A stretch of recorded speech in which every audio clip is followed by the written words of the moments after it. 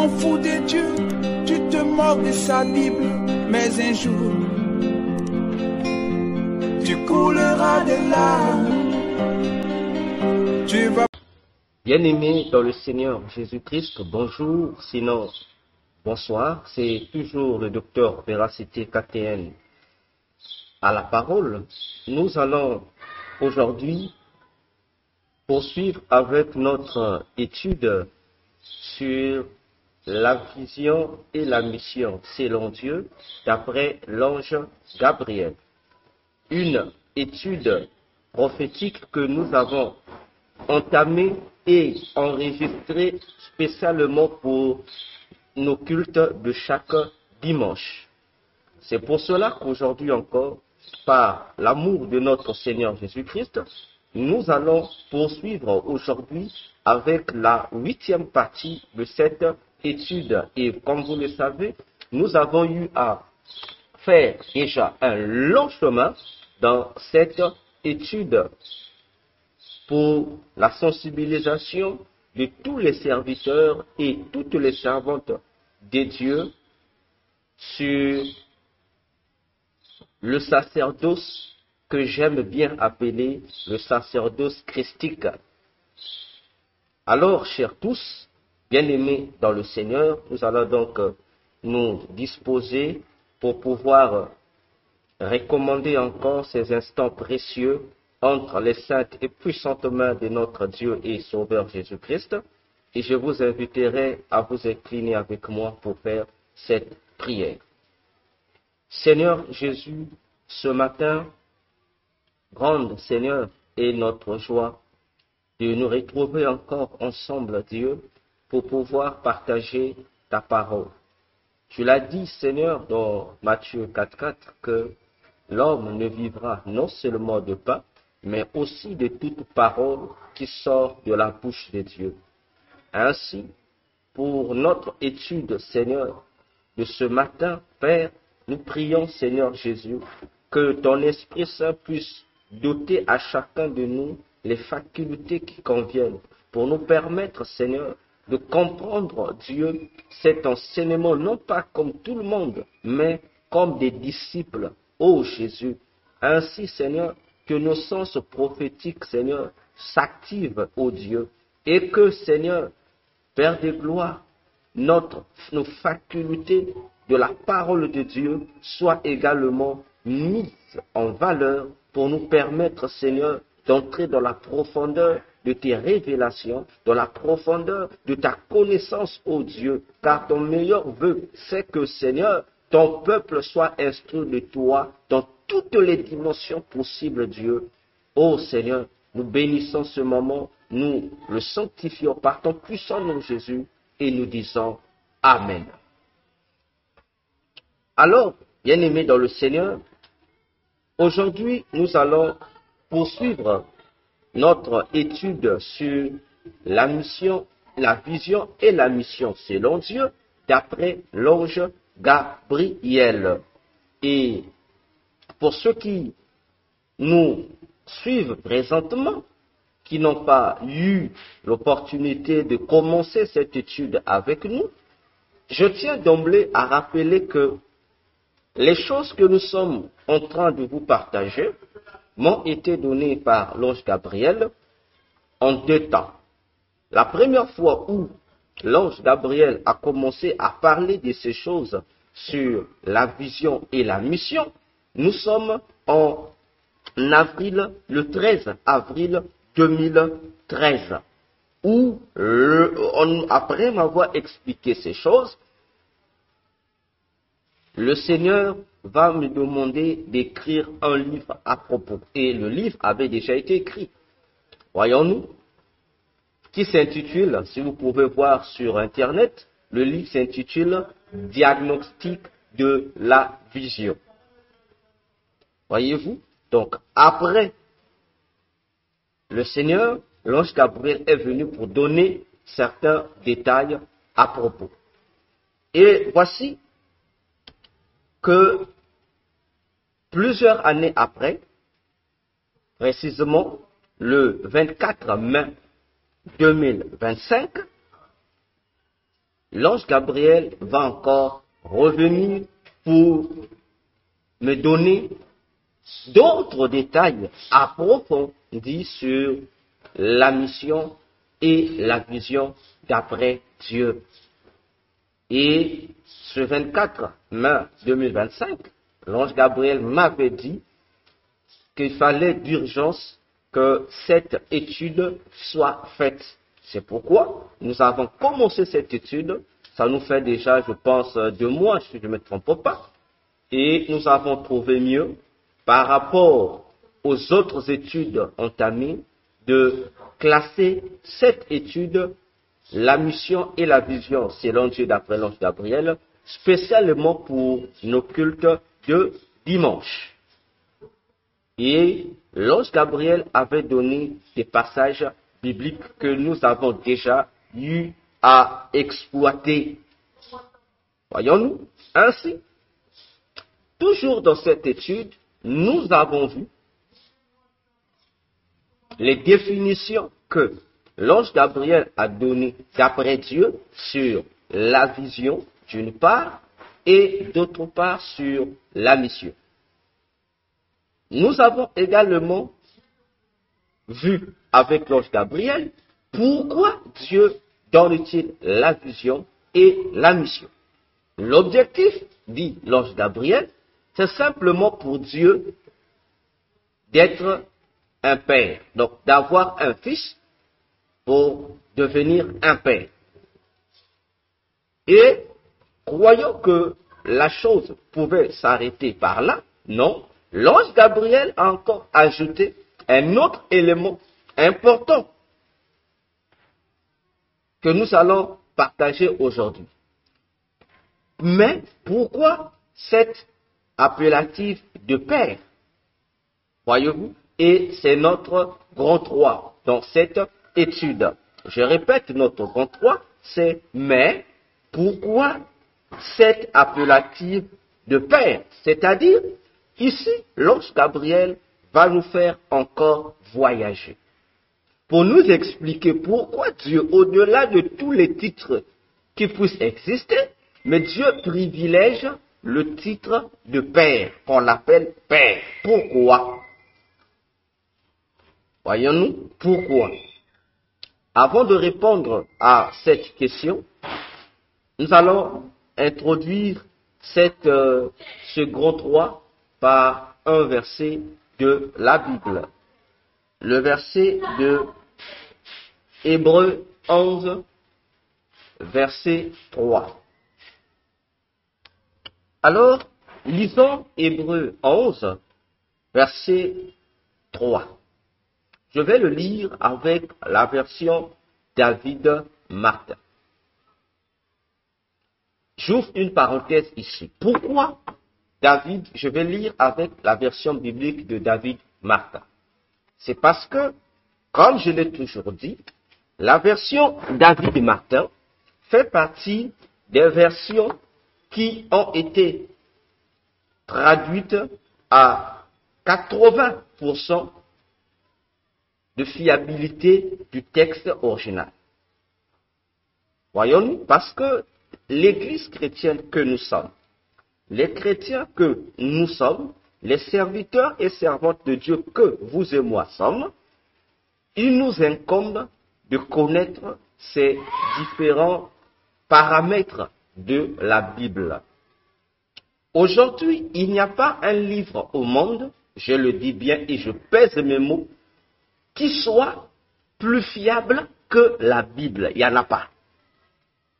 La Bible chrétienne dont je parle ici a des milliers de copies des textes originaux, plus qu'aucun autre livre dans le monde. Voyons-nous?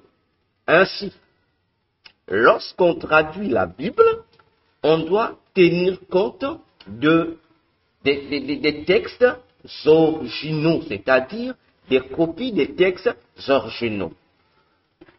Voyons-nous? Et lorsque vous remarquez dans toutes les Bibles presque, à la page de garde, il est toujours précisé que cette Bible a été traduite d'après les textes originaux, d'après les textes originaux grecs et hébreux. Hébreu, c'est pour l'Ancien Testament et le grec pour le Nouveau Testament, n'est-ce pas? Vous remarquez cela également vous-même. Cependant, j'informe que ce ne sont pas toutes les Bibles qui sont traduites d'après les copies des textes originaux comme tels. Donc, certaines Bibles ou traductions bibliques apposent cette mention juste pour le marketing, appelons ça ainsi. Parce que lorsque vous scrutez au fond, vous constaterez que ce n'est pas le cas. C'est pour cette raison qu'il est important, je dis bien, à tout serviteur et à toute servante de Jésus de connaître les différentes péripéties de la Bible que nous lisons, de cette Bible qui nous sert comme matériel didactique dans l'instruction et l'édification du corps de Christ. Alors, pour la traduction de la Bible, il existe deux grandes sources. Lorsque je parle de sources ici, c'est dans le langage historique, c'est dans le langage littéraire, pour parler de la base d'information d'une chose, d'une histoire ou d'un événement. Et pour la Bible, nous avons deux grandes sources. Il y a la première source qui est la source du Vatican. Et lorsque je parle du Vatican, je fais allusion à l'Église catholique. Donc, eux, ils détiennent la première source. Et cette première source, c'est deux copies de textes bibliques. Deux copies de textes bibliques qui sont, vous avez le Codex Sinaiticus et le Codex Vaticanus. Donc, ce sont, lorsque je parle du codex, ce sont un ensemble de livres. Donc, c'est un livre qui contient certaines copies de la Bible, voyez-vous. Et nous avons la deuxième source qui est le texte reçu que vous voyez apposé sur les pages de garde de presque toutes les Bibles. Texte reçu. Alors, quelle est donc la différence entre ces deux sources de traduction de la Bible? C'est que la plupart des traducteurs qui traduisent la Bible la traduisent à partir des textes, c'est-à-dire de la source du Vatican, du texte Sinaiticus et du texte Vaticanus ou Vaticanus. Cependant, le texte Vaticanus ou Sinaiticus sont des textes corrompus jusqu'à la moelle épinière, c'est-à-dire ce sont des copies des textes originaux de la Bible falsifiés. Voyons-nous, c'est dans ces soi-disant copies des textes originaux que nous retrouvons des contradictions, des phrases déformées, des mots ôtés, etc., etc. Voyons-nous, et c'est cette source du Vatican qui est la source principale de la traduction de plusieurs Bibles, de la plupart des Bibles, dirais-je même, à travers le monde. Tandis que la source appelée texte reçu, ce sont des copies des originaux conservées par l'Église d'Antioche. Pour un lecteur de la Bible, il sait que l'Église d'Antioche a été un centre fondamental du christianisme. C'est-à-dire, nous savons que le premier centre du christianisme fut à Jérusalem, et précisément dans l'église de Jérusalem. Et l'église de Jérusalem, j'ai toujours dit, ne doit pas être confondu au temple de Jérusalem. Parce que, contrairement au grand mensonge qui est répandu à travers le monde, qui pousse à croire que lorsque la Bible parle de l'église de Jérusalem, qu'il s'agit du temple de Jérusalem, archi faux. Parce que l'église qui devient l'église de Jérusalem, c'est l'église qui a commencé à la Pentecôte. N'est-ce pas? Et cette église qui a commencé à la Pentecôte, c'est une église de maison. Parce que l'endroit où le Saint-Esprit est descendu à la Pentecôte, que la Bible appelle par la chambre haute, où étaient réunis les 120 disciples de Jésus, n'est rien d'autre que la chambre d'invités qui se trouvait dans la maison d'un certain maître, auprès de qui Jésus envoya ses disciples, Pierre et Jean, pour aller lui dire où est l'endroit que tu as préparé pour que le maître puisse passer sa dernière Pâque. Nous connaissons cette histoire dans la Bible, où Jésus va dire aux disciples Jean et Pierre, lorsque vous entrez dans la ville, vous allez voir un tel, et dites à un tel de vous amener auprès de son maître, et dites au maître, le maître, Jésus veut que tu lui montres l'endroit réservé pour sa Pâque. Voyons-nous? Donc, c'est cette pièce-là, en fait, cet endroit-là, c'est une chambre que les Juifs appellent la chambre des invités, qu'on donnait aux invités. Donc, c'est dans cette pièce-là, encore appelée chambre haute. Parce que la chambre haute, contrairement à ce qu'on a fait aujourd'hui dans les églises, c'est devenu le lieu d'intercession. Non, la chambre haute, c'était pas le lieu d'intercession. La chambre haute, c'est le nom, un autre nom, une autre appellation que les Juifs emploient pour désigner la chambre des invités. Voyez-vous? Donc, c'est là, cette pièce où Jésus a fait sa dernière Pâque avec les disciples, qui est devenue l'église ou le lieu de prière pour les premiers chrétiens, c'est-à-dire les disciples de Jésus. Et c'est à cet endroit que le Saint-Esprit est descendu. Voyons-nous? Donc, cette église se trouvait dans la maison de quelqu'un. Voilà. Donc, c'est une chambre qui se trouvait dans la maison d'autrui de quelqu'un. Et je me suis toujours posé la question. Lorsque le Saint-Esprit est descendu à la Pentecôte, vu cette gloire qui se manifestait, qu'a pensé le maître de la maison? Point d'interrogation. Ce maître de la maison, qu'a-t-il pensé? Je dis, le maître de la maison, imagine-toi que tu as cédé une pièce de ta maison, une chambre de ta maison, pour que ça soit une église. Et les gens viennent, voyons-nous, et que les gens prient à l'intérieur. Il y aura du bruit, et surtout que ce jour de la Pentecôte, qu'il y a eu du bruit, un bruit vraiment merveilleux. Comment s'est senti le maître, le propriétaire de la maison? Comment s'est-il senti? Et si c'était toi, comment te sentiras-tu? Voyons-nous? Donc, c'est ce lieu qui est devenu l'église de Jérusalem. Alors, cette église de Jérusalem, au départ, les apôtres ne vont pas comprendre les directives que le Seigneur Jésus-Christ leur a données concernant la mission.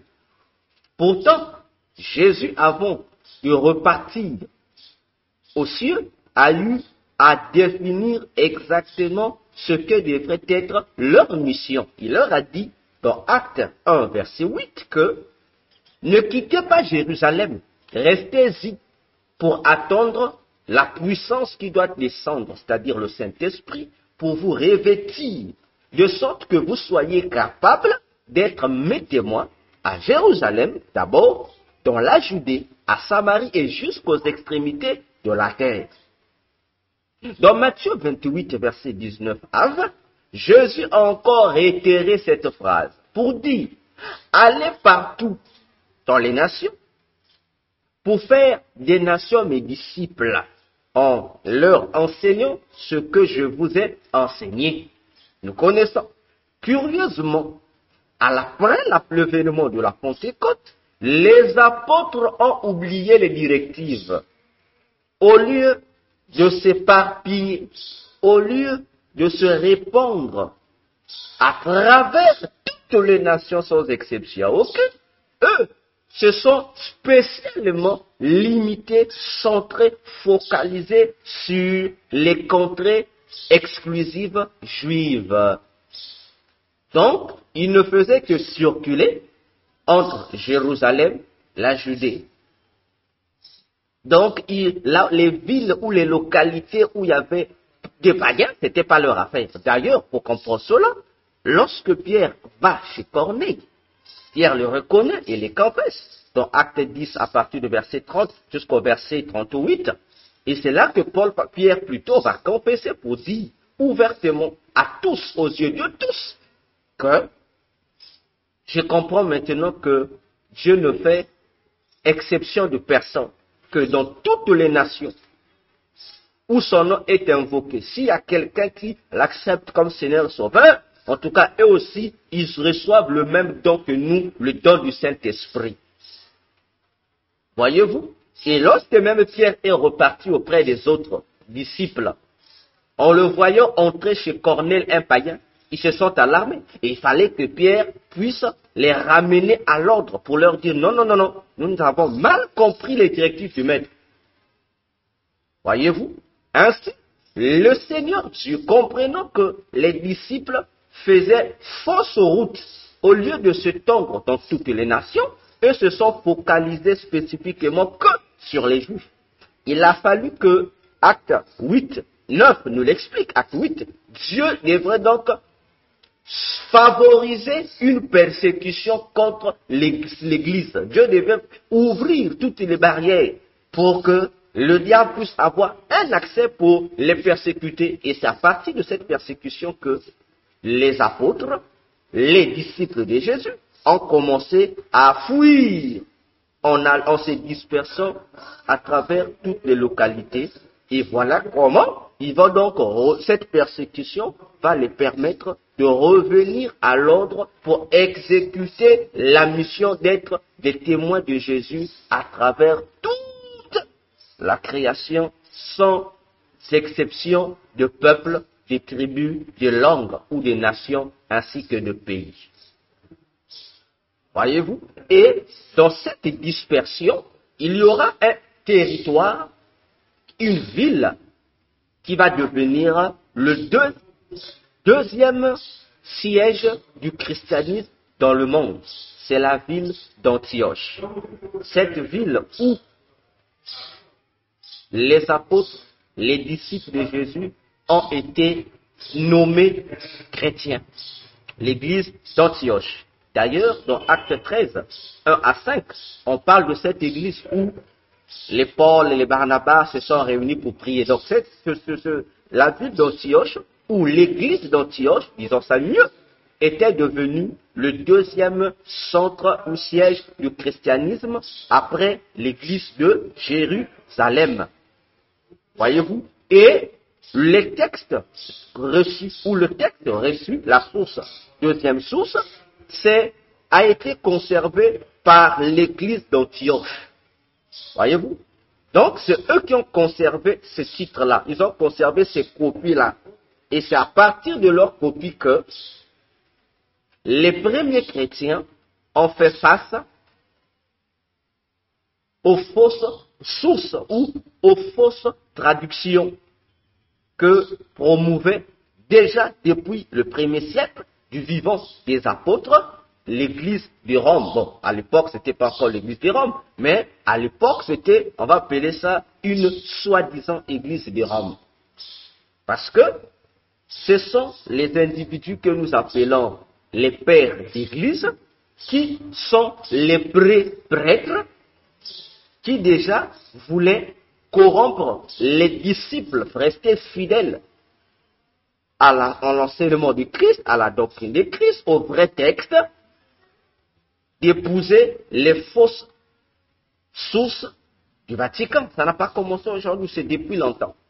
Voyez-vous? D'ailleurs, parmi eux, parmi ces pères d'église, dans l'histoire de l'église, vous allez voir qu'on parle d'un certain Irénée de Lyon, qui occupe une place centrale dans l'historique de l'Église. Voyez-vous, on l'honore beaucoup, surtout par les théologiens.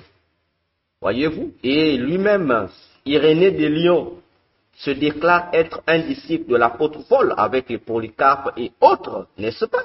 Mais ce qui est curieux, moi je dis non à Irénée de Lyon, à ce fameux père d'église, parce que c'est quand même cruel, et je dirais même abominable, de lui donner le titre de père de l'église. Voyez-vous, parce qu'ils sont pères de l'église sur quelle base? Point d'interrogation. Interrogeons les théologiens qui nous répondent. Les individus à qui ils ont attribué le nom ou qui s'autoproclamaient à leur époque respective des pères d'église, ils sont pères d'église sur quelle base? Point d'interrogation. Irénée se disant disciple de l'apôtre Jean, parce que l'apôtre Jean est resté jusqu'en l'encens de notre ère. Le vieux apôtre parmi les autres apôtres, il est resté. C'est une promesse que le Seigneur lui avait faite. Voyez-vous, il est resté là. Alors, Irénée de Lyon.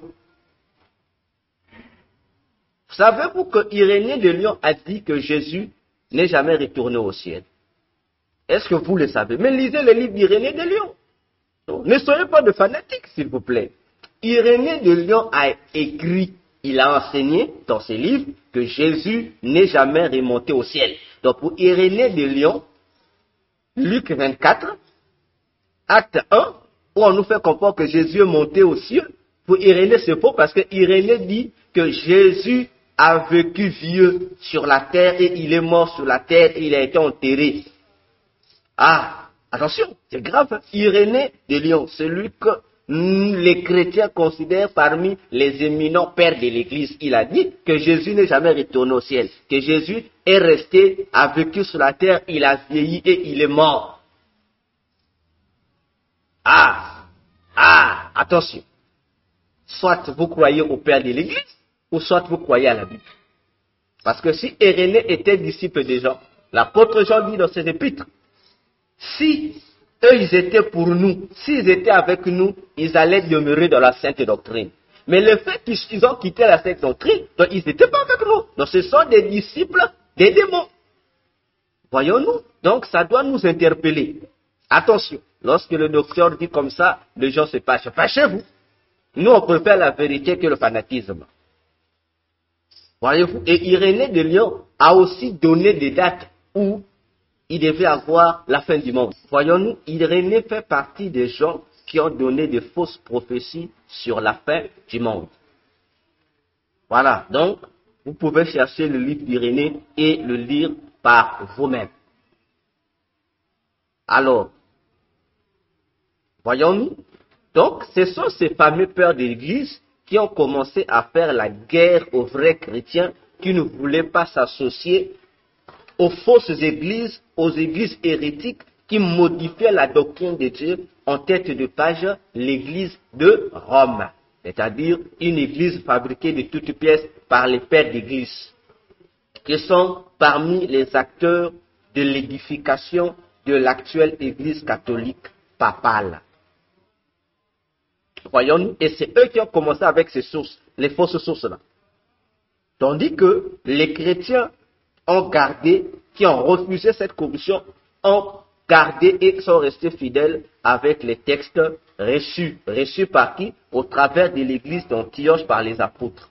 Et pour votre information, aujourd'hui il est dit, paraît-il que la Bible n'est pas la parole de Dieu, que c'est la parole des hommes. Que les 66 livres qui sont dans la Bible là, ça a été décidé par l'église catholique. Mais qui a dit ça? Irénée de Lyon, qui a écrit ça dans son livre, alors qu'Irénée de Lyon a menti. Il a menti, parce que les 66 livres que nous trouvons aujourd'hui dans nos Bibles ont été, la personne qui a donné sa validation, c'est l'apôtre Jean. Ah oui, parce que du vivant des apôtres, plutôt de l'apôtre jusqu'à l'apôtre Jean, la Bible existait, mais pas sous la forme de Bible reliée que nous utilisons aujourd'hui. La Bible existait sous la forme d'un assemblage des parchemins assemblés, stockés. Et ces parchemins-là étaient 66 confirmés, validés du vivant du dernier apôtre parmi les 12, l'apôtre Jean. Et là, l'apôtre Jean est mort autour de l'an 100 après Jésus-Christ. Donc, déjà depuis l'an 100, les 66 livres de la Bible servant aujourd'hui de base aux églises, l'a été avant que l'Église catholique ne parle, l'a été avant que le concile de Nicée ait lieu, l'a été avant Constantin, l'a été avant, je ne sais pas, les écoles théologiques, avant, l'a été avant même que l'Église catholique ne devienne l'Église catholique. Donc pour dire, tous les mensonges qui est raconté là partout, non, c'est l'Église catholique qui a fait ceci, pour lorsque vous avez certains prêtres qui viennent vous dire, non, c'est nous qui avons décidé que la Bible soit ceci avec un livre, comprenez que c'est du mensonge assaisonné de la sauce tomate, c'est du mensonge. C'est pourquoi les chrétiens, j'insiste, surtout les enseignants de la parole, doivent être informés sur ces choses pour être sûrs et avoir une confiance très très soudée à l'égard de la Bible. C'est le livre de la vérité qui révèle le vrai Dieu. Ainsi, aujourd'hui dans le monde, il y a la guerre entre les deux sources. Il y a des traducteurs qui traduisent à partir de la vraie source, les sources textes reçus, et des fausses sources, les sources du Vatican, etc. Et Louis Séguin fait partie des gens qui a prétendu dans sa Bible traduire d'après les textes reçus, alors qu'au fond, il n'a fait que traduire sa Bible à partir des traductions erronées de deux soi-disant pasteurs comme lui, qui ne croyaient pas à la divinité de Jésus. C'est à partir de leur Bible. Donc, eux, ces individus pasteurs qui ne croyaient pas à la divinité de Jésus, ont traduit leur Bible d'après la version du Vatican. Et Louis Séguin prend à son tour, il traduit sa Bible en utilisant la traduction de ces deux hommes de Dieu corrompus. Vois-tu? Donc, Louis Séguin, c'est un fils de la source du Vatican. Voyez-vous? Tandis que David Martin fait partie de ceux qui ont traduit d'après les sources des textes reçus. Je ferme la parenthèse. Je reviens sur mon passage que je devrais lire, Hébreux 11, verset 3. D'ailleurs, si vous le lisez avec Louis Séguin, vous allez remarquer des différences. Alors, la Bible dit ceci. Lisons ensemble la parole. Par la foi, nous savons que les siècles ont été rangés par la parole de Dieu. De sorte que les choses qui se voient n'ont point été faites des choses qui apparussent. Si vous prenez la version Séguin, vous allez constater que ce n'est pas la même chose. La version Séguin dira autre chose. Si vous ne me croyez pas, nous allons prendre la version Séguin. Alors, écoutons ce que Séguin nous dit et nous allons comparer. En Hébreux 11, verset 3, c'est par la foi que nous reconnaissons que le monde a été formé par la parole de Dieu. Mais les textes originaux n'emploient pas le monde, dit les siècles. Attention, ce n'est pas la même chose. Parler du monde et des siècles, ce n'est pas la même idée. Voyez-vous, ce n'est pas la même idée. On doit faire attention. Ce n'est pas la même idée. Lorsque vous poursuivez, en sorte que ce qu'on voit n'a pas été fait des choses visibles, ça n'a pas un sens. Le texte ne dit pas ce qu'on voit, on précise. Les choses qui se voient, il y a une précision, pas ce qu'on voit, mais ce qu'on voit, c'est quoi? Vous voyez? Il y a un problème dans cette traduction-là. Il y a un problème. Voyez-vous? Et il n'y a qu'un ignorant qui dira que c'est la même chose. Mais un homme intelligent, lorsqu'il examine, comprend que c'est que la traduction de Louis Séguin ici, de ce passage, n'est pas conforme. Il y a des choses qui ont été omises. Il y a des significations qui ont été omises. Voyons-nous? Alors, ce texte que j'ai pris nous sert d'introduction pour nous amener à comprendre un élément important. Lequel élément? C'est que les choses que nous voyons aujourd'hui dans le monde, voyez-vous, ne sont que la copie des choses qui existaient dans les cieux. La création physique n'est qu'une photocopie de la création spirituelle. Et je l'ai toujours dit. Pour dire que le vrai modèle des choses se trouve dans le royaume des cieux. Même les ministères que nous exerçons, même les églises que nous dirigeons, le vrai modèle se trouve dans les temples célestes. D'ailleurs, dans Exode 25, lorsque Dieu demande à Moïse de lui bâtir un temple au désert, le tabernacle, mais d'où venait le modèle? Dieu a montré à Moïse le modèle qui se trouvait au ciel. Moïse devait construire la maison de Dieu terrestre en tenant compte du modèle qui lui a été donné, et le modèle se trouvait dans les cieux, pas dans la chambre de quelqu'un, pas dans un concile de tierces personnes, non, pas dans les philosophies humaines, mais dans le modèle conçu par Jésus lui-même. Pour dire ici, mes frères, mes sœurs, la question de la vision et de la mission selon Dieu doit nous interpeller parce que c'est une question de vie ou de mort. Celui qui n'exerce pas sa mission conformément à la définition de Dieu est en infraction. Celui qui ne considérera pas la vision que Jésus lui a donnée d'après les définitions de Dieu est aussi en infraction. On doit faire attention. Je dis et je pèse encore mes mots.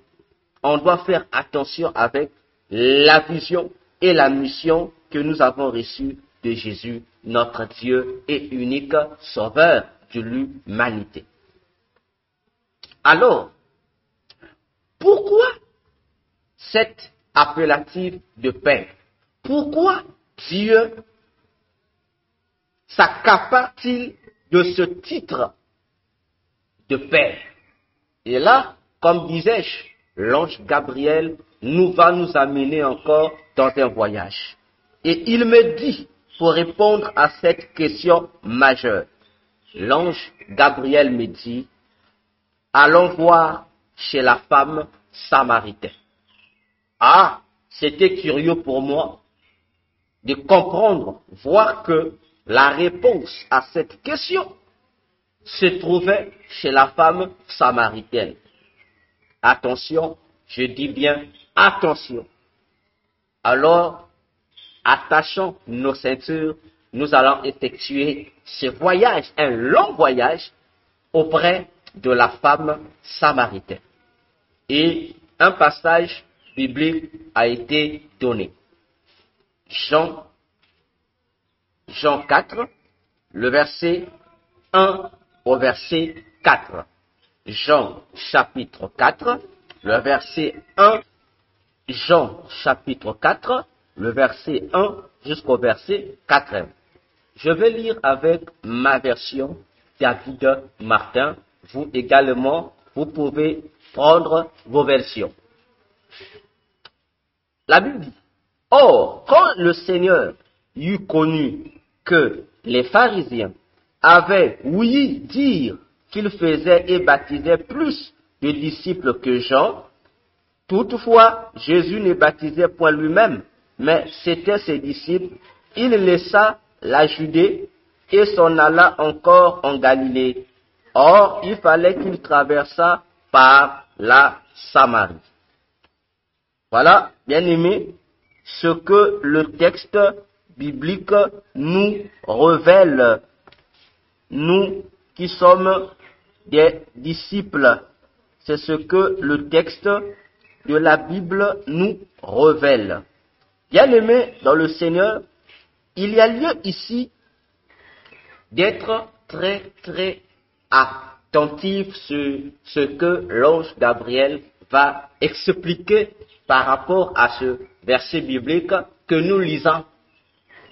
Je vous assure, c'est un verset, un chapitre que les chrétiens aiment bien lire. Mais ce jour-là, ce 24 mai 2025, Gabriel m'a expliqué des choses encore très merveilleuses contenues dans ces petits versets de nos Bibles. À moins que dans ta Bible, que tu n'aies pas ces passages bibliques. Alors, qu'est-ce que l'ange Gabriel dit? Alors, pour vous qui prenez note, vous écrivez une configuration de ce texte. Vous écrivez au-dessus, vous écrivez Galilée. Galilée, vous mettez Galilée au-dessus, entre parenthèses au nord. Donc, vous mettez Galilée, entre parenthèses au nord.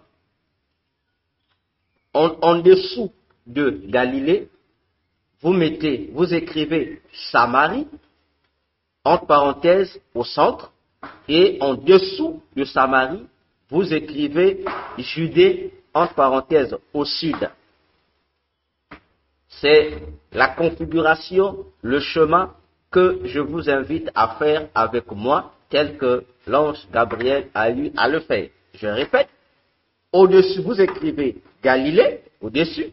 En dessous de Galilée, vous écrivez Samarie, entre parenthèses, au centre. Et en dessous de Samarie, vous écrivez Judée, entre parenthèses, au sud. Alors, de là où vous êtes dans la Judée, vous allez mettre une flèche montante. Donc, qui va quitter de la Judée en direction de Samarie, une flèche. Vous allez encore entre Samarie et Galilée, vous mettez également la même flèche montante qui quitte Samarie en direction de Galilée. Alors, bien-aimés, après avoir affiché ce chemin, l'ange Gabriel va dire ceci. Il dit d'abord, il commence par parler. Il dit ceci. Galilée, deux points. Galilée signifie cercle ou district. Galilée signifie cercle ou district. Samarie signifie la gardienne, c'est-à-dire la sentinelle. Samarie signifie la gardienne ou la sentinelle. Et Judée signifie louange ou action de grâce.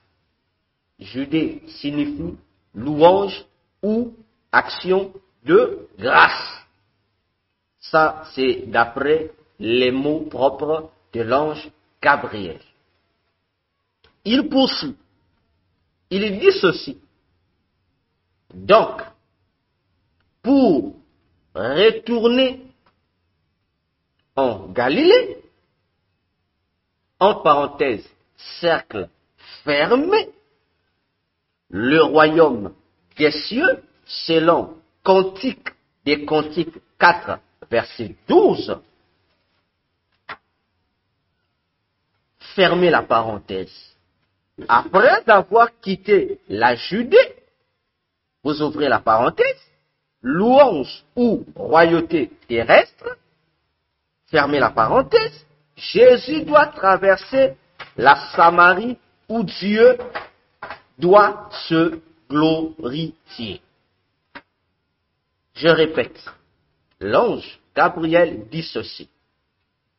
Donc, pour retourner en Galilée, cercle fermé, royaume des cieux, selon Cantique des Cantiques 4, verset 12, après avoir quitté la Judée, louange ou royauté terrestre, Jésus doit traverser la Samarie où Dieu doit se glorifier. Ah, c'est profond. Je vous assure que c'est profond et très merveilleux.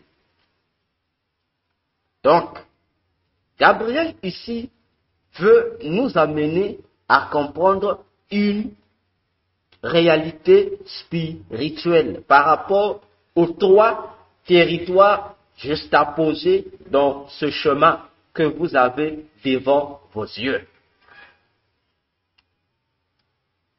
J'explique pour que nous comprenions bien ce que cela veut dire. Donc, Gabriel dit ceci, il veut expliquer ceci, que ce que Jean 4, 1,4 nous explique, ce récit-là, c'est un récit qui cache un passé et un futur. C'est-à-dire, cet événement-là nous explique une profondeur très claire que l'Église doit connaître et comprendre. Laquelle profondeur? C'est que Galilée représente prophétiquement le royaume des cieux. Ah oui, pour Gabriel, Galilée symbolise, représente aussi le royaume des cieux, que j'aime appeler par le ciel. Et le ciel est un cercle ou un district fermé. Vous le savez, hein? Je dis le ciel, le royaume des cieux. C'est un cercle, un district, un territoire fermé. Fermé parce qu'il est réservé pas à tout le monde, mais seulement à une catégorie de personnes particulières. Voyez-vous? Et lorsque je suis allé jeter un coup d'œil dans Cantique des Cantiques, chapitre 4, le verset 12, là-bas, on nous parle d'un jardin qui appartient à l'époux. Et on appelle ce jardin merveilleux. On dit c'est un jardin fermé, c'est-à-dire privé, hein, qui est bien entouré des barrières qui assurent sa protection. Et le même jardin est aussi appelé la sœur de l'époux. Donc, un territoire fermé, un jardin fermé, et à la fois le jardin de l'époux, la sœur de l'époux et l'épouse de l'époux. C'est mystérieux. C'est mystérieux, je vous assure. Donc, pour l'ange Gabriel, Galilée ici représente aussi le royaume des cieux, le ciel. Parce que, à moins que vous ne soyez pas lecteur de la Bible, dans la Bible que nous avons entre les mains, il nous est dit que le royaume des cieux, c'est le territoire de Dieu, oui, mais ce territoire de Dieu est également appelé l'épouse de Jésus. C'est ce que dit la Bible. Donc, Gabriel nous explique ce qui se trouve noir sur blanc dans nos propres Bibles. Bon, eux, ils aiment dire sur le Bible, ils aiment employer l'expression votre livre. Voyons-nous. Ainsi, Jésus doit retourner en Galilée. Ça veut dire que son point de départ, c'était Galilée. Donc, il était à Galilée et il s'est retrouvé en Judée. Donc, quelque chose venait de se passer en Judée qui va l'obliger à la quitter pour repartir en Galilée. Attention, j'aime la Bible, j'adore Jésus. Ce qui nous amène à réaliser un mystère sur le ministère de Jésus, chers tous bien-aimés dans le Seigneur. C'est que si Galilée prophétisait le royaume des cieux, Jésus a quitté le royaume des cieux, est venu dans ce monde, n'est-ce pas, pour aller quelque part, où? En Judée. Ah, lorsque Gabriel part, Gabriel dit que la Judée représente la louange, l'action de grâce et la royauté terrestre. s'attire mon aimable attention et sûrement la vôtre, parce que vous comprenez déjà la suite de l'histoire, d'après les explications de Gabriel. Donc, Jésus, en quittant le royaume des cieux, il vient en Judée. Et si Judée prophétise la royauté terrestre, ça veut dire que, d'après Gabriel, lorsque Jésus quitte le ciel, venant sur la terre, il est venu dans un endroit où il devrait être roi. Ah oui, donc lorsque Jésus a quitté le ciel, il est venu sur la terre. Donc il devrait atterrir dans une localité, dans une région où il devrait s'asseoir sur le fauteuil royal et il devait être couronné roi. Et ce territoire, c'est en Judée. Frères et sœurs, attention. Et lorsque vous et moi, nous méditons nos Bibles, nous allons effectivement constater que ce que dit Gabriel est vrai. Pourquoi c'est vrai? Simplement parce que dans Matthieu 2, on nous fait comprendre que lorsque Jésus est né, d'abord même avant sa naissance, on dit Jésus qui devrait venir dans le monde devait être le roi des Juifs.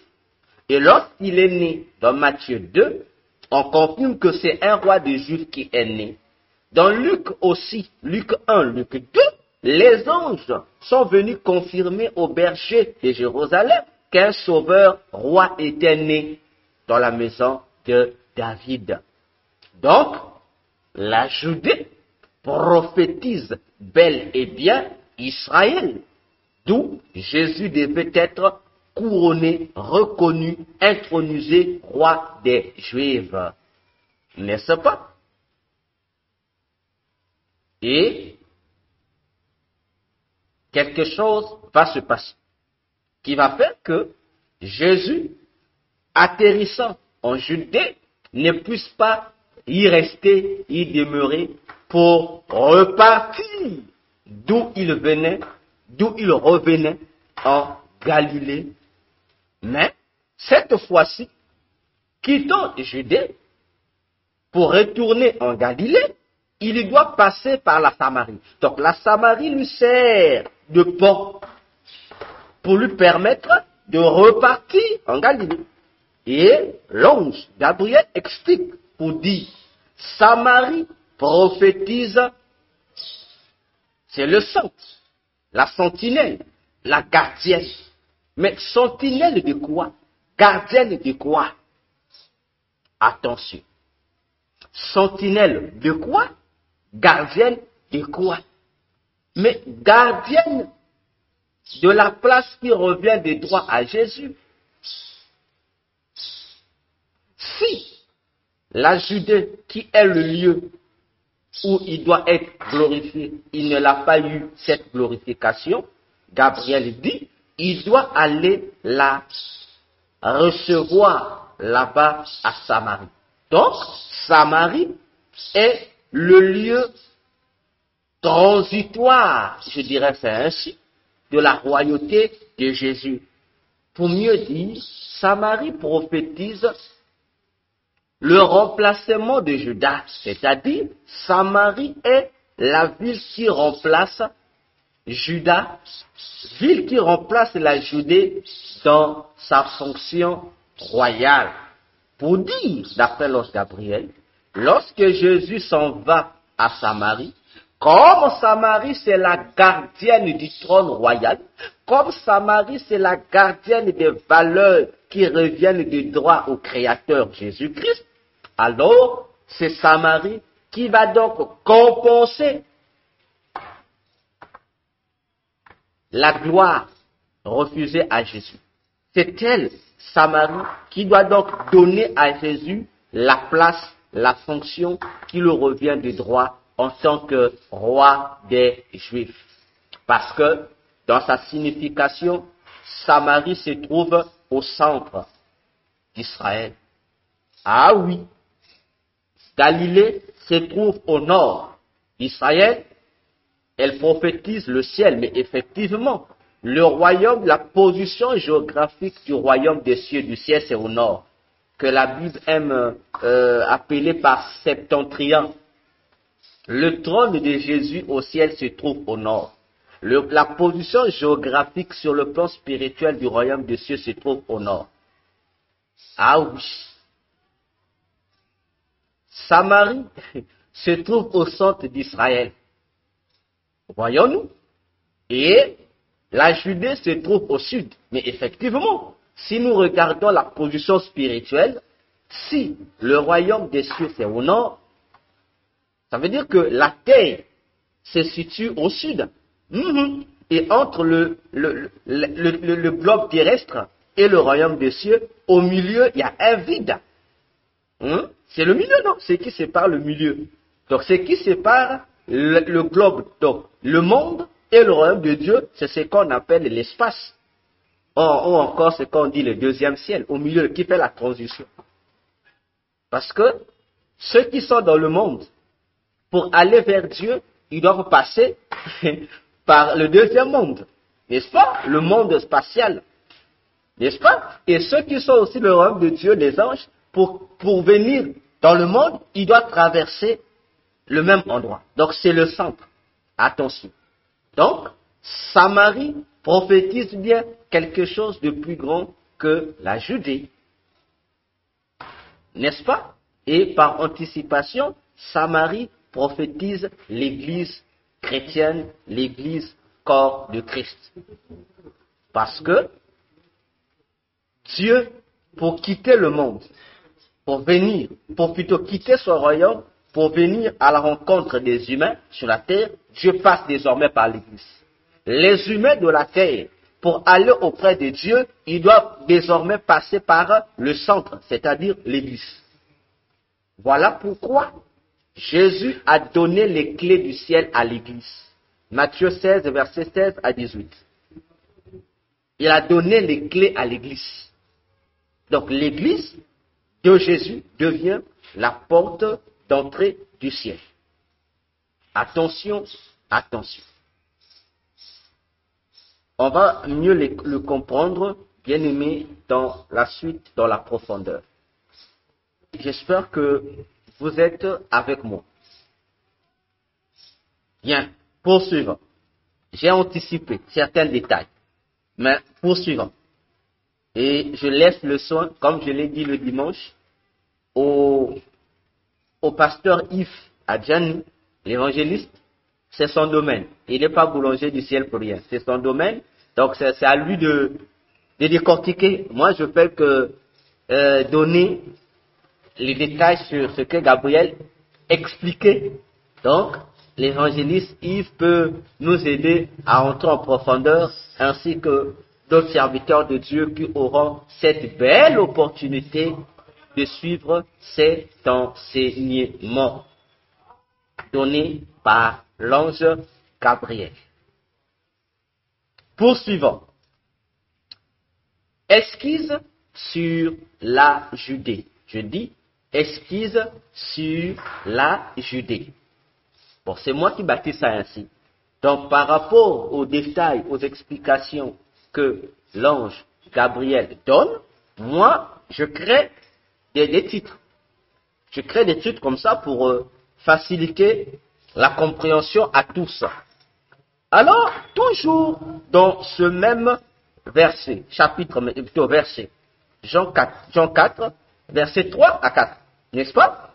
Gabriel va m'expliquer certains détails approfondis qui vont corroborer les explications précédentes qu'il donne dans la relation entre Galilée qui représente le royaume des cieux, Judée qui représente le monde, particulièrement Israël, et Samarie qui représente l'Église corps de Christ.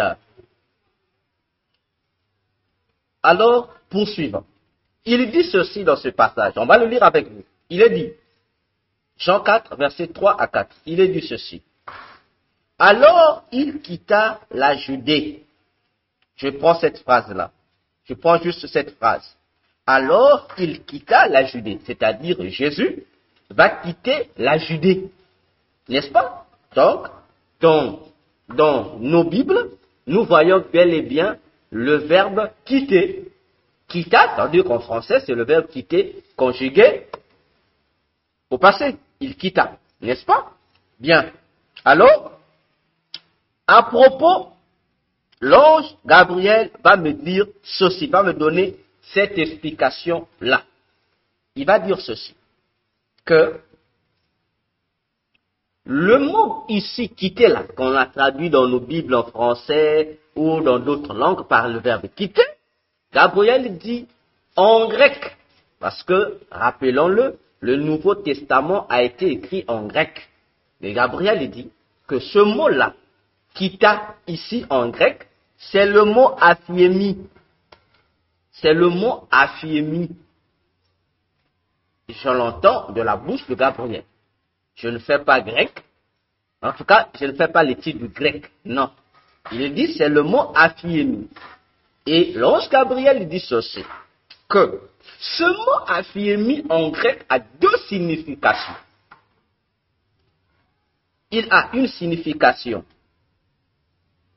commun, c'est-à-dire le sens commun, et il y a une signification pour le sens juridique. Et il va me dire ceci. Dans le sens commun, le mot aphiemi, ce mot grec signifie laisser faire, ne pas résister, se séparer de. Je répète, dans le sens commun, le mot aphiemi signifie laisser faire, ne pas résister, se séparer de. Frères bien-aimés, dans le Seigneur, réfléchissons. Si nous appliquons la signification, cette signification du sens commun, ici, on va comprendre que le verbe quitter n'a pas son sens. Oui, ça n'a pas son sens. Donc, si nous faudrait traduire ça littéralement, nous n'allons pas traduire il quitta. Non, on dira il laissa faire. Ou il ne résista pas. Ou encore il se sépara de. Voyez déjà ici que la présence du verbe être, du verbe quitter n'a pas son sens. Ah oui. Donc, on ne peut pas traduire quitter, quitta, mais on doit traduire le mot aphiemi par sa signification première. Alors, allons dans sa définition, dans l'autre définition, dans le sens juridique. Voyez, lorsque je parle de juridique, comprenez de quoi je veux parler, dans le sens du droit, dans le domaine du droit. Affirmer signifie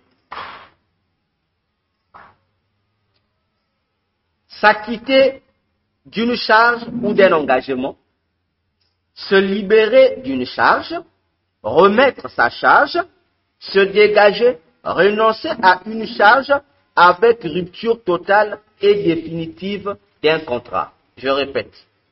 Dans le sens juridique, le mot affirmer, traduit dans nos Bibles par le verbe quitter, signifie s'acquitter d'une charge ou d'un engagement, se libérer d'une charge, remettre sa charge, se dégager ou renoncer à une charge avec une rupture totale et définitive d'un contrat. En un mot, ça veut dire ici dans le sens juridique que affirmer signifie renoncer à une charge, à une fonction liée par un contrat. Voyez-vous? Donc, c'est quelqu'un qui avait une charge, une mission à remplir, mais la mission là était définie dans un contrat donné ou dans une alliance, mais la personne vient de rompre ce contrat, rompre cette alliance. En un mot, la personne s'est déchargée de sa fonction. Et si vous prenez ces différentes définitions juridiques du mot affirmer et que vous l'appliquez au mot quitter, à la place du verbe quitter, vous allez encore comprendre que le verbe quitter qu'on a placé là-bas n'aura pas toujours de sens. Ah oui, j'ai toujours dit, lorsque le ciel vous parle, lorsque Jésus vous parle, ou lorsque les anges vous parlent, vous avez une autre compréhension de la Bible. Ah oui, parce que jamais homme n'a parlé comme Jésus a parlé. Les anges, eux aussi, ne font que répéter ce que le Maître, Jésus, le roi de tous les esprits, leur enseigne. Voyons-nous? Ainsi, mes frères, vous comprenez ici que de là où vous êtes, vous direz Amen aux explications précédentes de Gabriel sur la relation entre Judée, Samarie, Galilée. Mais parce que le texte dit, alors il, c'est-à-dire Jésus,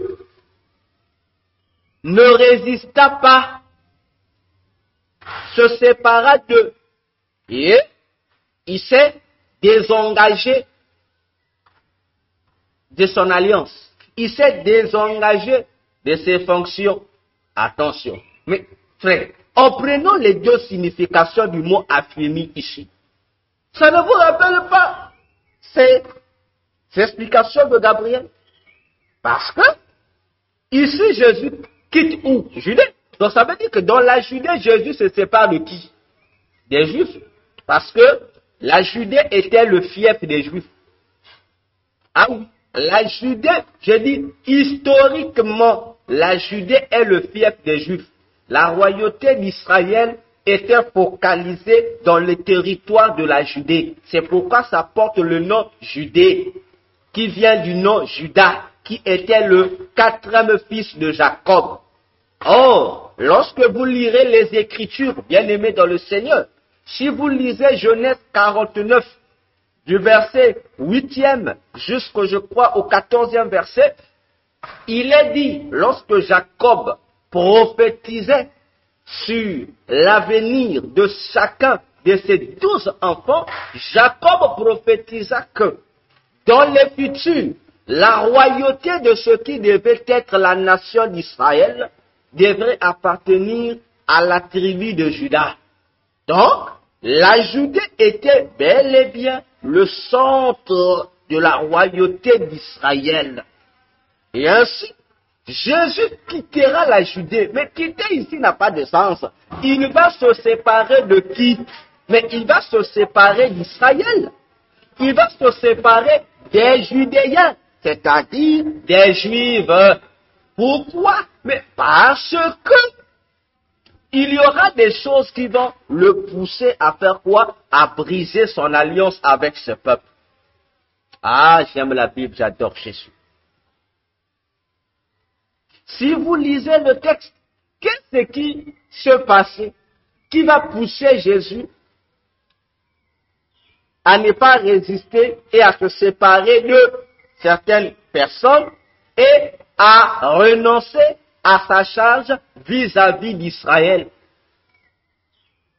Nous savons que Jésus était venu, d'après les déclarations prophétiques du père de Jean-Baptiste, le sacrificateur Zacharie, dans Luc 1, du verset 60 jusqu'au verset 78, il est dit que Jésus était venu pour Israël afin d'être le roi et le sauveur qui devrait sauver Israël du péché et également libérer Israël sous le joug de son ennemi. Mais qui était l'ennemi d'Israël en question?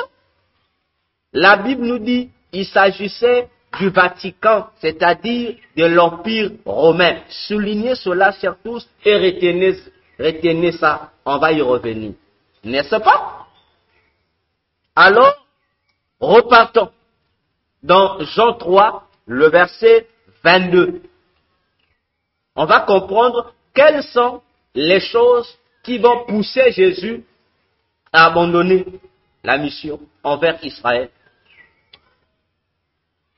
Jean 3, verset 22, explique ceci. On dit, après cela, Jésus, accompagné de ses disciples, se rendit dans la terre de Judée, et là, il demeurait avec eux et il baptisait. Ici aussi, nous allons décortiquer ce texte.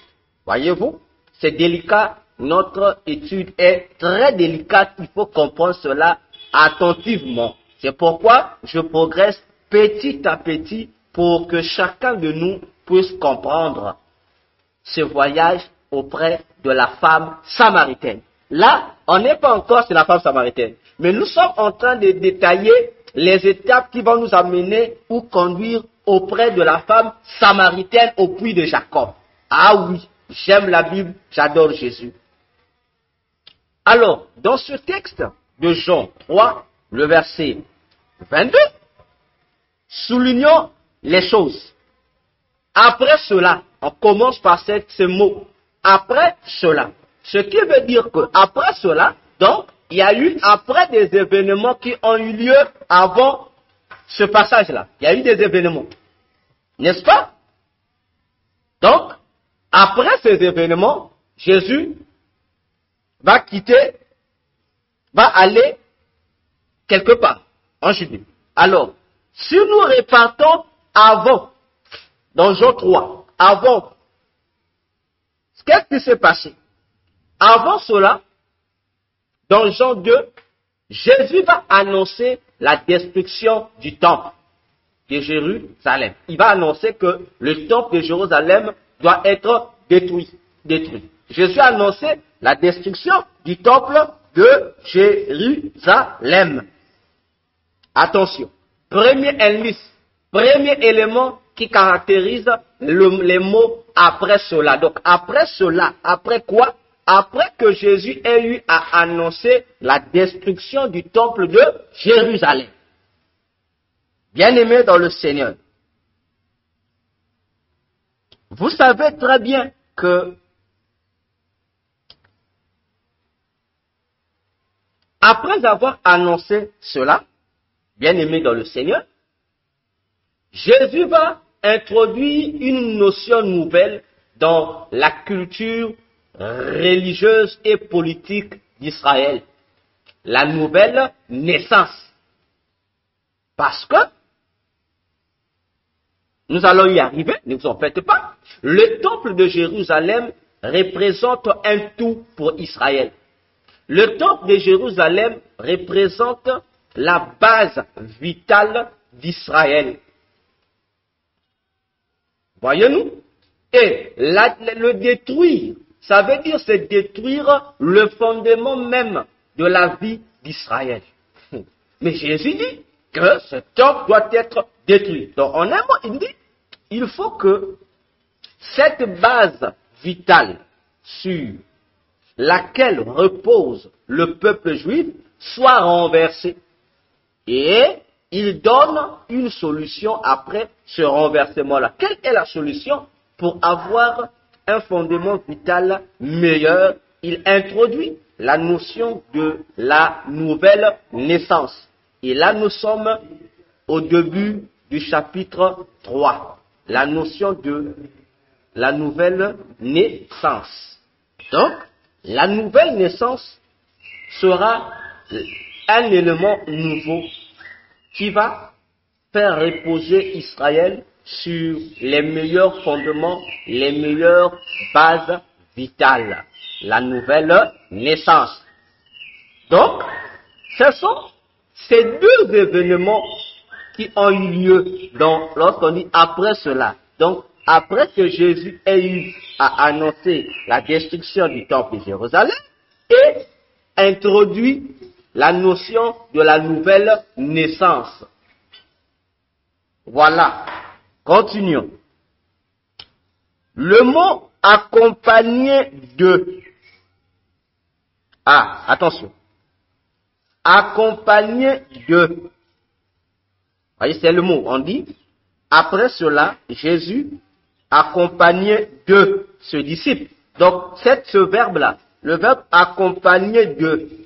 Bon, dans nos français, on a écrit accompagné. En fait, dans nos traductions, le verbe accompagner. Accompagné de. Donc, être accompagné de. Mais, je vous apprends que dans les textes originaux, ce mot-là, c'est d'abord le mot, c'est pas accompagné de.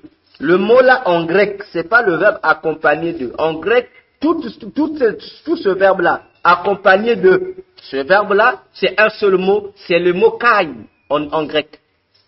Et le mot kai en grec ne veut pas dire le verbe accompagné de. Ça veut simplement dire et. C'est eux ou aussi. Ou même, ou de même. C'est tout ce que ça veut dire. Donc ça veut simplement dire, c'est une addition. Donc si on traduit, on va dire Jésus et ses disciples. Attention, Jésus est pas accompagné d'eux. Accompagné d'eux, c'est pas ça, c'est kai. C'est le mot kai. Voyez-vous? Donc, on doit faire attention. Voyez-vous? On doit faire attention. Donc, ce n'est pas le verbe accompagné de qui est là, mais c'est le mot et. Donc, Jésus et ses disciples, c'est pas Jésus accompagné de ses disciples. Corrigez déjà. Continuons. Après, on dit, accompagné de ses disciples, se rendit. Ici, on a le verbe se rendre, se rendit. Le verbe se rendre, ici. Or, en grec, j'aime la Bible et j'adore Jésus. En grec, ici, le verbe là, se rendit, qu'on a mis dans nos traductions, là, hein, se rendit, c'est le mot erkomai. C'est le mot erkomai. Or, erkomai en grec ne veut pas dire se rendre comme en français. Ça veut dire ceci. Aller d'un lieu à un autre ou avoir une place ou de l'influence. Erkomai signifie aller d'un lieu vers un autre pour avoir une place ou de l'influence. Donc, s'il faut qu'on traduise, on va dire ceci. Après avoir annoncé la destruction du temple de Jérusalem et introduit la notion de la nouvelle naissance, Jésus et ses disciples sont allés chercher un endroit pour avoir de l'influence, de l'autorité. Ah, j'aime la Bible. Mais quel est cet endroit? Quel est cet endroit? On dit, où Jésus cherchait à avoir de la place, de l'autorité, de l'influence, on dit c'est la Judée. Ah, mes frères, attention. Non, j'aime Jésus. Continuons, continuons. Faut bien lire la Bible. Continuons. Continuons. Continuons. Dans la terre de la Judée. Donc Jésus et les disciples sont allés chercher l'influence. Donc on est c'est Jésus qui veut chercher sa royauté en Judée. Il était là pour être roi. Continuons. On dit, et là, il demeurait avec eux. Là encore, nous allons étudier le verbe demeurer avec. Est-ce que c'est ce verbe-là ou non? Est-ce que c'est ce verbe-là ou non? D'abord, avant d'arriver au verbe, on a et là. On a cet élément-là, cet article de lieu, cette préposition là. En grec, c'est quoi? En grec, ce n'est pas là, ce n'est pas cette préposition de lieu là, non. Parce que le mot grec traduit en français par là, ici, dans ce texte, c'est le mot ekei. Ekei. Or, ekei ne veut pas dire là. Plutôt, ekei veut dire, ça désigne un lieu, ça veut dire là-bas. Ça ne veut pas dire là, mais ça veut dire là-bas. On doit faire attention, hein. Et dans les traducteurs, s'il vous plaît. Donc, là, ici, cette proposition de lieu, ce n'est pas là, mais c'est là-bas. Donc, et là-bas, là-bas où? Frère, réfléchissez. Et normalement, dans la logique linguistique, on devait dire là, puisqu'il est en Judée. N'est-ce pas? C'est là qu'il doit, d'après le texte, demeurer. N'est-ce pas? Mais on dit là-bas. Donc, il dit, et là-bas? Oh, il y a un problème. Hein? Non, il y a un problème. On ne dit pas là. Parce que ça, c'est le français qui a corrigé. Il dit non, la phrase n'est pas correcte. On ne peut pas dire là-bas. parce que ça va pas, il n'y aura pas un sens. Mais il faut corriger. Dans les traducteurs, on corrige, on met là-bas, on met là. Mais en réalité, les textes originaux ne disent pas là, mais disent là-bas. Mais là-bas, attention. Ah, j'aime la Bible. Continuons. Prenons cette fois-ci le verbe demeurer avec. Ici, bon, en français, on a collé ça, ça donne l'impression que c'est le verbe demeurer avec. Non, mais en grec, c'est deux mots différents. Ce n'est pas le verbe demeurer avec, mais c'est le verbe demeurer et la locution avec. C'est deux choses différentes. Attention. Commençons avec le verbe demeurer. Est-ce que c'est le verbe demeurer comme tel, comme en français, le verbe rester, demeurer comme tel?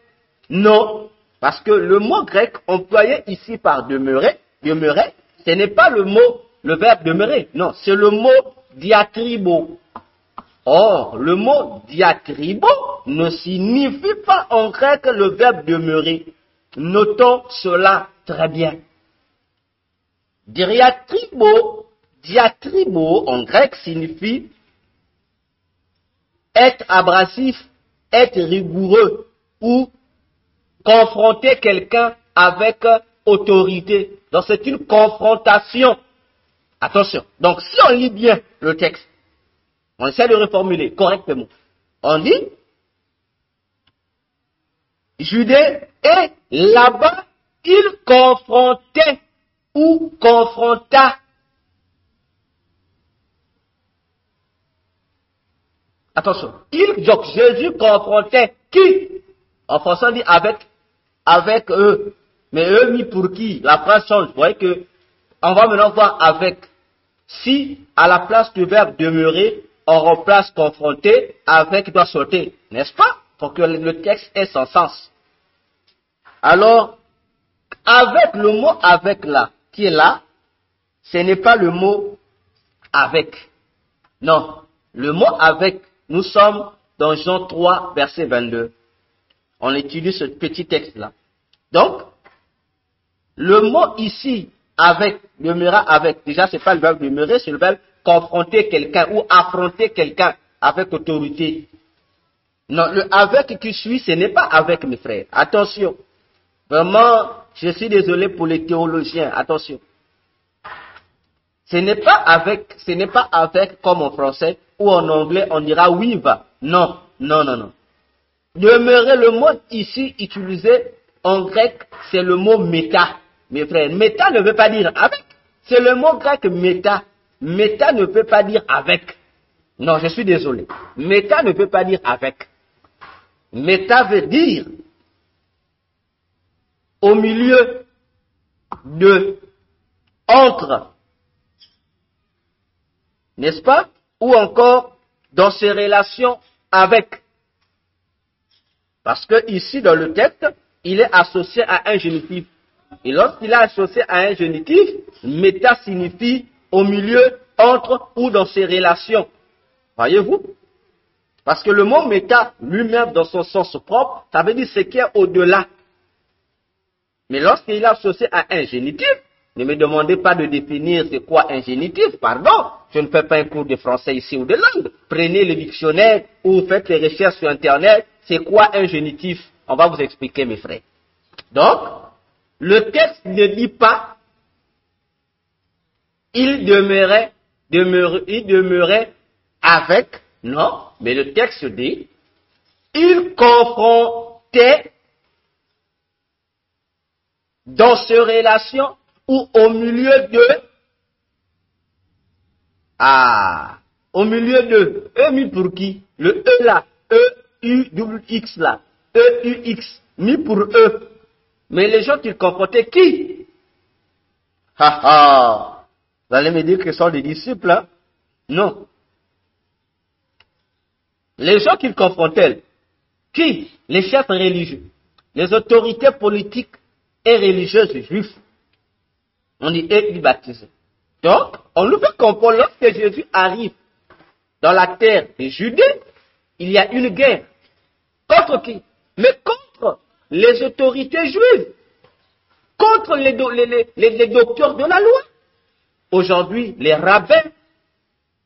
Contre les sacrificateurs, contre le Sanhédrin, les gens qui ne voulaient pas de Jésus comme roi, les gens qui ne voulaient pas de Jésus comme Messie.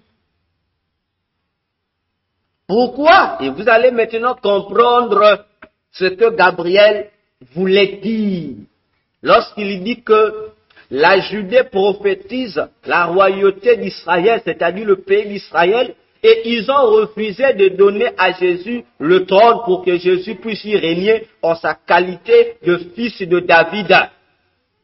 Parce que en Israël, il y avait déjà un autre roi qui a été établi sur ce trône. En complicité de qui? En complicité avec les autorités politiques et religieuses juives. Vous voyez qu'ils avaient déjà un autre roi. Ils avaient déjà un autre roi, mes frères. Qui? Le roi Hérode, qui était déjà le roi des Juifs. Mais comment Hérode est-il devenu le roi des Juifs?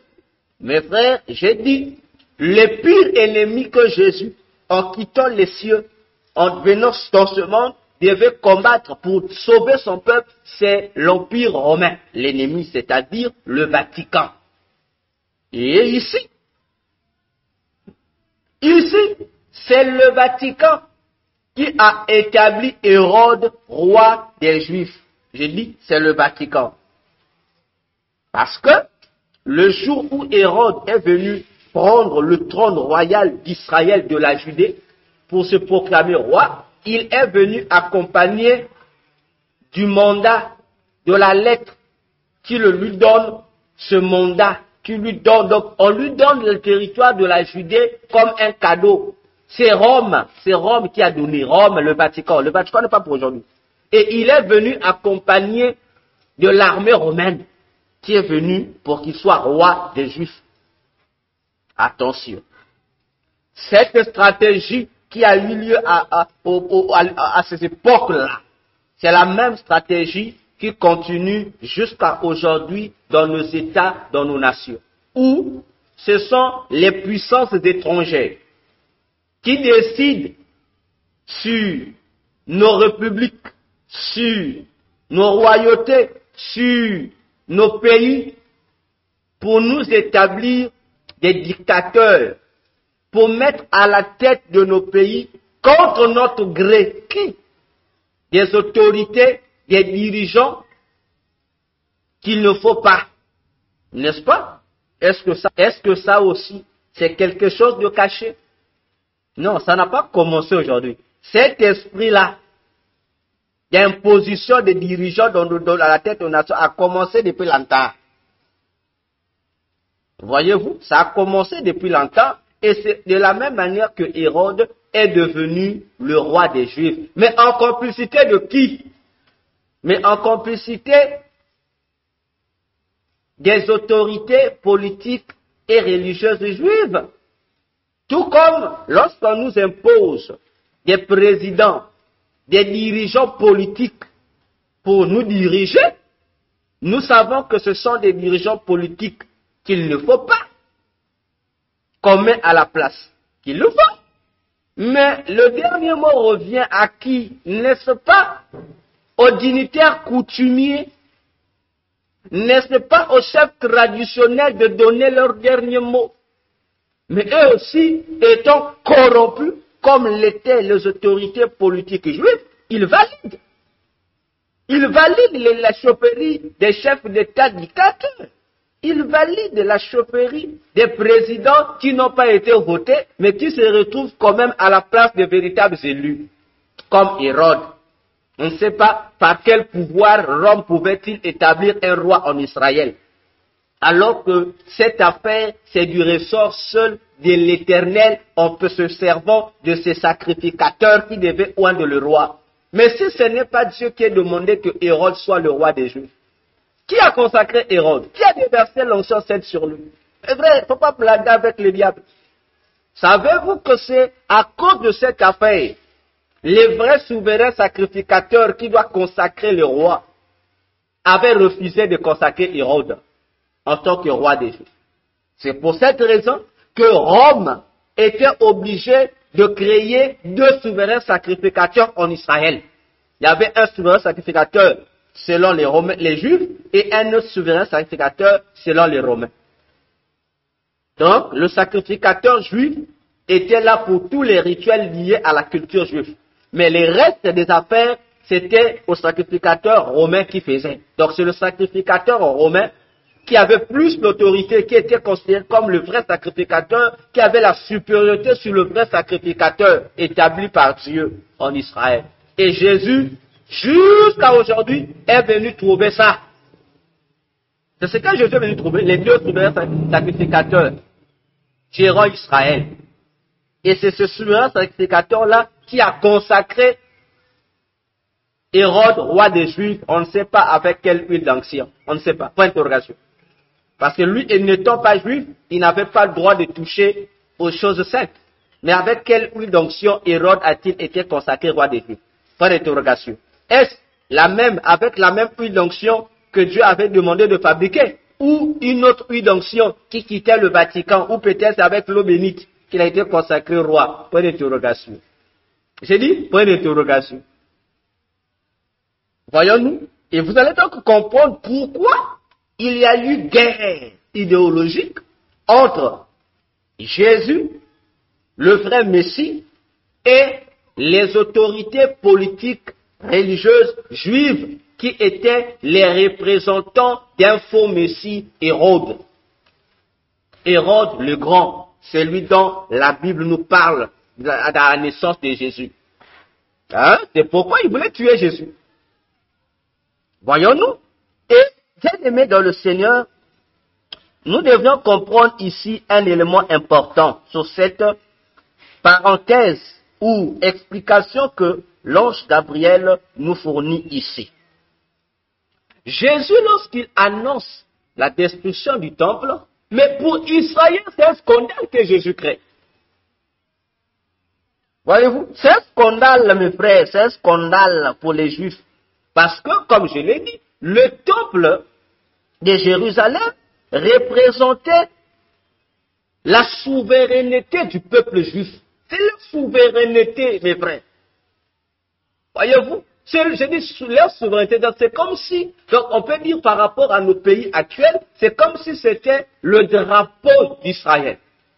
Donc détruire le temple, comme Jésus l'a annoncé, pour Israël, c'est comme si tu brûlais le drapeau du pays. Donc, en brûlant le drapeau du pays, mais attendez, c'est un scandale, c'est vrai, c'est un scandale. Le temple de Jérusalem incarnait la souveraineté spirituelle d'Israël, conformément à Exode 25, verset 1 à 8. Le temple incarnait aussi la souveraineté économique et politique d'Israël. Ah oui. Ah oui. Deutéronome 12, verset 5, même 1 jusqu'à 8 aussi. Donc, le temple était un tout pour Israël. Donc, lorsque je dis quand le temple est détruit, ils ont trouvé que Jésus était un banni. C'est comment lui qui prétend être notre roi, mais il demande à ce que l'objet fondamental de la nation soit détruit. Non, non, non, non, on ne peut pas le prendre. Nous, on préfère Hérode. Parce que Hérode chérissait le temple. D'ailleurs, c'est même lui qui a eu à agrandir le temple, à apporter certains ajouts dans le temple, à apporter d'autres esthétiques dans le temple. Donc, les Juifs ont fait une balance entre Hérode, qui n'est pas juif, des sources, qui gère bien le temple, qui prend soin du temple, et Jésus, qui ne s'occupe pas du temple, qui veut sa destruction. Donc, là, Israël a dit non, non, non, non, non, non, non. Ça, nous ne pouvons pas accepter ça, parce que détruire le temple ou la destruction du temple occasionne ipso facto la perte de la souveraineté du peuple juif. Ah oui. Peu importe les théories annoncées ou la vision malsaine des autorités juives à propos, mais ce que Jésus a dit, c'est réalisé. Dans le calendrier romain, ça a eu lieu en l'an 70 de notre ère, mais dans le calendrier juif, cela a eu lieu en l'an 69 de notre ère. Parce que, bon, il y a un décalage dans les calendriers, hein, il y a un décalage. Voyons-nous, et là, on comprend exactement avec Gabriel comment la royauté de Jésus lui a été refusée en Judée, en Israël, au profit d'un faux messie qui est Hérode, le fameux roi des Juifs. Vous comprenez? Ainsi, comme il a été rejeté, comme le dit aussi Jean 1, verset 12 à 14, il est venu chez les siens, le sien ne l'ont pas reconnu. Alors, Jésus est obligé d'aller auprès de Samarie, la gardienne. Jésus va auprès des Samaritains. Et les Samaritains, ce sont des Juifs piratés. C'est-à-dire, contrairement aux Juifs de Judée, les Samaritains, c'est un mélange des Juifs et des païens. Ils sont des Juifs, mais des Juifs piratés. Et chez nous, au Congo, on dit, ils sont café au lait. Voyons-nous? Et les Juifs purs de sang considèrent les Samaritains comme des païens. Donc les Samaritains, aux yeux des Juifs, ils sont recalés au titre de païens. Et c'est pourquoi même dans toute la Bible, il y a eu ce conflit entre les Samaritains et les Juifs. Ils ne s'entendaient pas.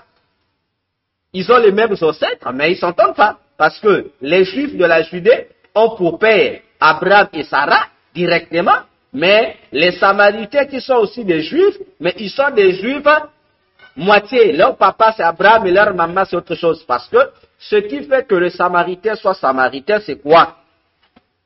C'est que si vous lisez l'histoire, on va y arriver, ne vous en faites pas. Les Samaritains sont un mélange des Juifs et des païens, des non-Juifs, c'est-à-dire des Assyriens. Voyez-vous, les Samaritains sont un mélange, sont les descendants des Juifs et des Assyriens. Voilà ce qui fait que les Samaritains soient Samaritains. Donc, bien aimés dans le Seigneur, on comprend que la nature prophétique de Jean 4, versets 1 à 4, que Gabriel nous décortique, nous explique, est conforme à ce que dit la Bible. Et nous disons Amen à cela.